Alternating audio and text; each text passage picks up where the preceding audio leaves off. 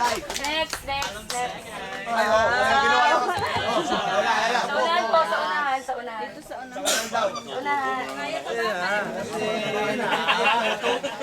Boy Scout ka pa man din. Magandang tanghali po. At sa kalawang po ng lahat, bago po ako napapunta ng jackline bilang isang driver, isang magiting na driver pala.